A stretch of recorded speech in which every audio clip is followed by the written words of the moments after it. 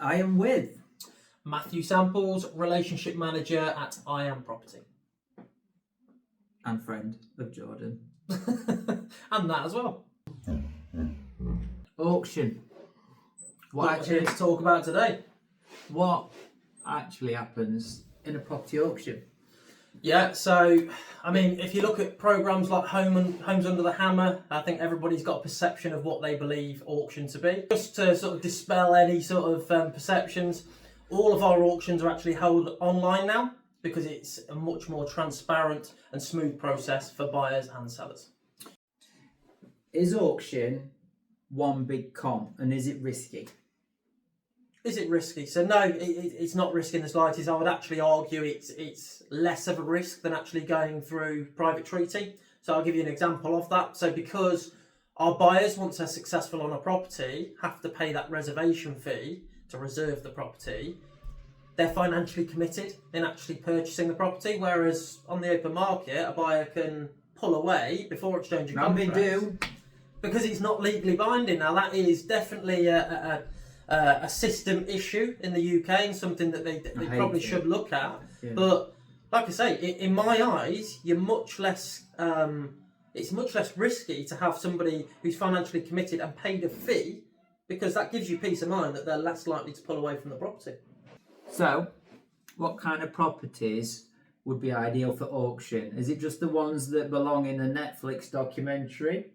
Or is selling sunset, or selling sunset. So what kind of houses are ideal? Yeah, so property type is, to be honest and to put it bluntly, completely irrelevant. It's all about the vendor's circumstances. So if the vendor is looking for speed, security, or transparency of service, this is the service for them. Modern method of auction is the best way to sell their property. So if I have a 10-bedroom hotel, can it go in auction? Absolutely, it can. Yeah. What happens if I have a pigsty? If you have a pigsty, we can sell it.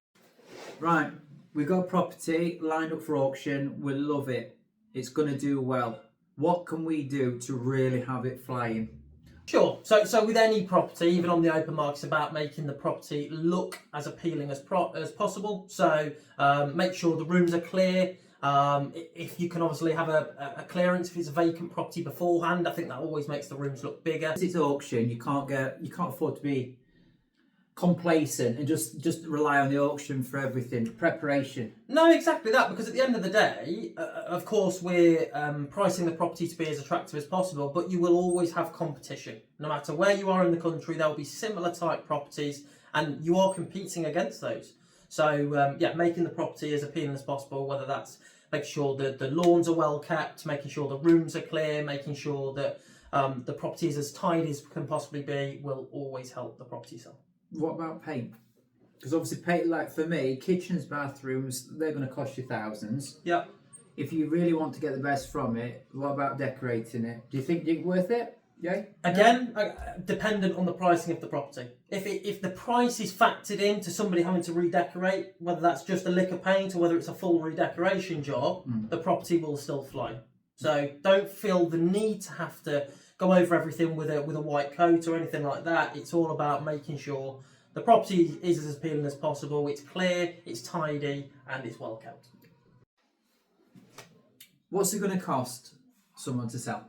Sure. So the only cost to a vendor essentially will be paying for the auction legal pack. It's only paid if we are successful with selling the property. The vendor won't be charged unless obviously we have success and we have sold the property. Can I use my own solicitor? Great question. Yes, absolutely, you can use your own solicitor. So there's no sort of obligation to use, but we would very much recommend that you do use our own conveyancing service. Now, the reason for that is because we deal with auction packs day in, day out. We can meet the timescales that are needed within that 56-day period. And different conveyancer or solicitor that aren't so well equipped or aren't so used to dealing with auction properties, sometimes they can slip with those deadlines that need to be met.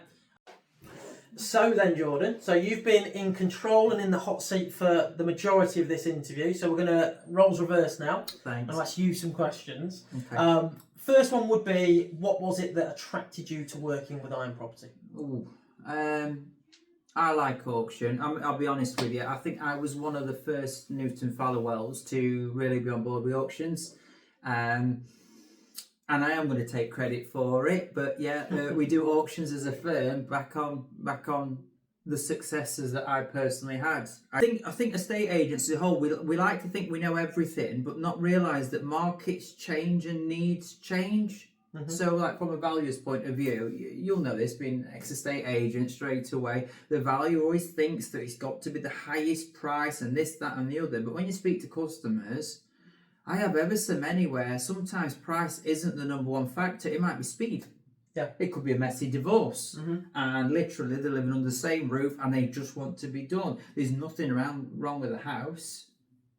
It could just be a case of speed is more important than price. When you said earlier on about how long it takes for sales to complete on average now in the UK, it's nuts. It's tough for estate agents as well, because obviously throughout that time we're invested. Exactly, you're invested. There's definitely a change needed with the sort of completion times from conveyancers. Yeah, I just think it's beyond the money. I just think straight away it's like we're there to hold our clients' hands. We're invested with them emotionally, and we're all going through this sort of process, and all it takes is just one thing. I hate it.